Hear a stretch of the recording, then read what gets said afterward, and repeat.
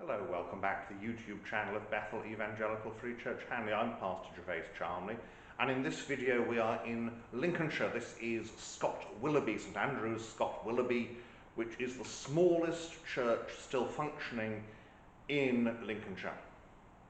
It is one of the smallest churches in England. And the reason why it's still very, very small is the village is basically non-existent. It's a shrunken village perhaps, or maybe just a village that never grew very big. The footprint of the church is 9th century, so the general layout has not changed in over 1,000 years. The building has, however, been altered several times in the 19th century, when the nave was partially rebuilt in the 1820s and the chancel was basically completely rebuilt. It's still got this old rustic furniture, so it still reflects very much what it would have been like 200 years ago, which is quite amazing really, well, just under 200 years ago, of course, because of the rebuilding work. And we'll see here that we've got essentially two Jacobean pulpits, one either side. The seating is fairly simple, it's all going to be made by the village carpenter. So as we look around, we'll just see how such a tiny, tiny little church, and it's still functioning. It hasn't got a service every Sunday, but it still has at least one service a month. So let's have a look around and explore the smallest functioning church in Lincolnshire. And perhaps, I don't think it's quite the smallest church in these videos, but it's getting on for that. So let's have a look around. As usual then, we start at the west end, and you can see the furnishings here, those two Jacobean pulpits. Really, one of them would have been the reading desk and the other the pulpit proper. And you can see the one on the left-hand side, that is on the north side of the chancel arch, would have been the reading desk, and the one on the other side would have been the pulpit proper, where the preaching took place. Yes, they've all been painted this rather interesting mint green. And in spite of what we see very often, actually this practice of painting church furniture was relatively common, particularly in the 18th century. A lot of it was to hide the fact that quite often the wood of which the furniture was made wasn't actually very good. The other thing is, of course, that the coat of paint acts as a preservative in a building that is a little bit damp, shall we say. It helps to keep the wood from rotting quite so rapidly as it would. Now, we have, of course, the font. The font here is a nice Norman tub, which is what you'd expect, really, with a church like this. The commandments are up here on the wall, and they must always have been on the wall there. They're supposed to be displayed somewhere in the church, and having them together like that within a common frame, they couldn't be either side of the chancel arch, unless, of course, the frame is later. Above the chancel arch, we have Georgian royal arms, dated 1825, so George III. So it's when they do the restoration here in the late Georgian period. Now you can see on this side that we've got not just the pulpit, but below there is this little,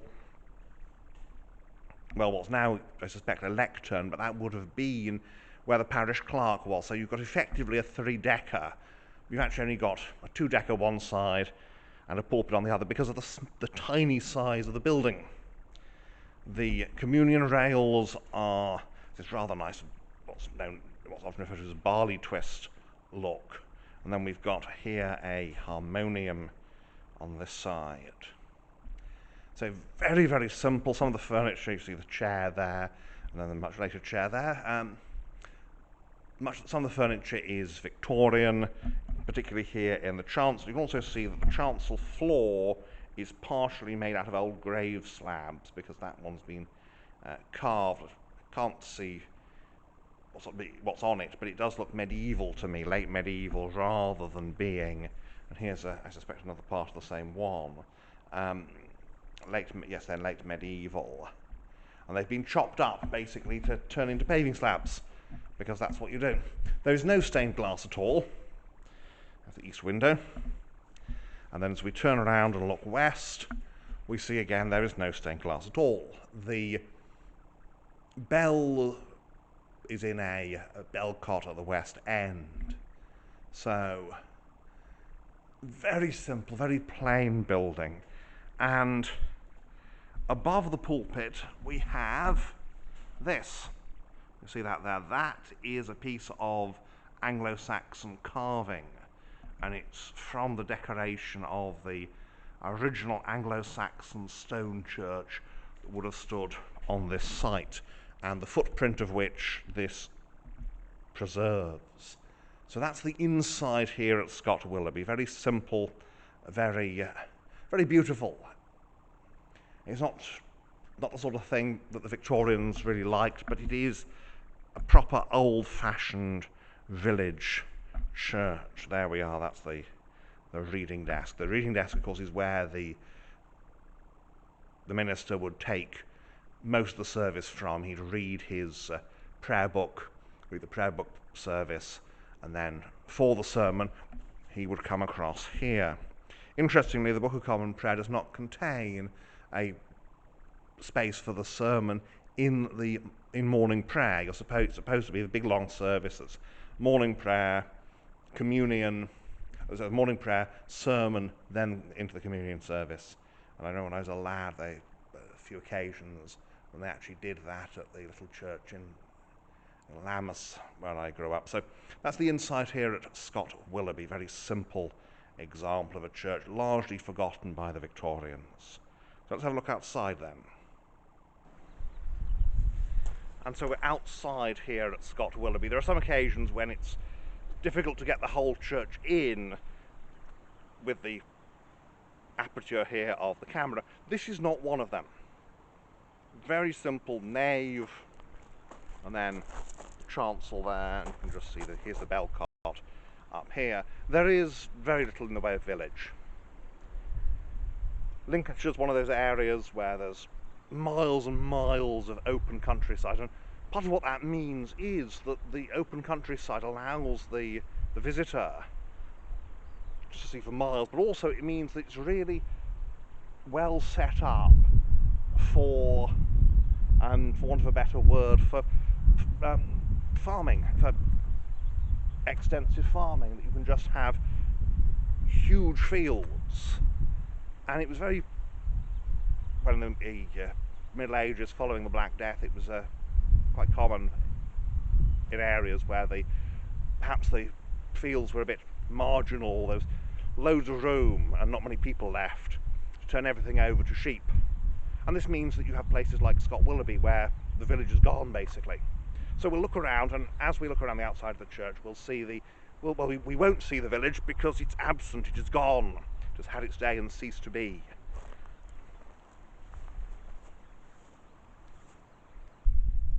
And so Scott Willoughby Church.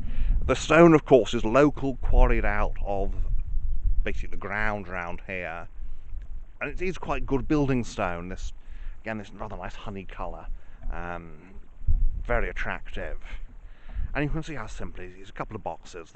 The doorway, of course, is Georgian with that head there with its little bit of ornament. Only bit of ornament really on the building, apart from the hood moulds, and of course the hood mould over the windows there. Practical as much as anything else. It's to make sure that water drips down. You can see there the two windows. Well, just to have a look at that wide open countryside. A wide open countryside. A wide open countryside. There's nothing. Well, you can see there's a little farmhouse up there, and nothing behind the trees, just more open countryside. And there's the cross on top of the belfry, and it is gorgeous. It's one of my favourite little churches. You can see behind you've got what I suspect is a former, well, it may be a new build, but maybe a former tithe barn, massively rebuilt. I mean, look at that. You can always put it in your pocket, really, this one. And certainly it's a building that's not that difficult to heat, and it's actually not very far from the A52. In fact, you just turn off the A52 and you're here. So it's really quite accessible. The graveyard you see there are burials on this side, on the south side. There are probably burials up here as well, but can't see anything remaining, any evidence of them. And yes, a lot of these villages, they're depopulated by the Black Death, the Great Plague in the 14th century, which kills off a great chunk of the population. And the result is that you've got some villages become very, very marginal, and this is one of them. And it somehow managed to survive, sort of, kind of. But there's no settlement really around here. It's just a few houses. It's so different from a lot of the other villages. And the result is that whereas in many of the other villages, what happens is that certainly around here, what happens is the little old church gets replaced by a big, confident wall church with a spire. Here, it doesn't. The little old church carries on being a little old church, gets a fairly notable rebuild in the 1820s, but it's still just this tiny, tiny little building. Just be a bit careful with the sunlight here. This tiny, tiny building. As I say, it is officially the smallest church in Lincolnshire still used for worship. That does mean, of course, there's at least one smaller one that is not still used for worship, because well, to some extent you get below a certain size, and this is about it, and the building is not really all that convenient for anything very much. It just becomes kind of a sort of a mortuary chapel for holding funerals in. But here it remains an actual functioning parish church to this day. And so there we have it, St Andrew's, Scott, Willoughby. And so I think it's the smallest church I've looked at so far on this channel, and certainly, as it says so inside, it's the smallest functioning church left in Lincolnshire.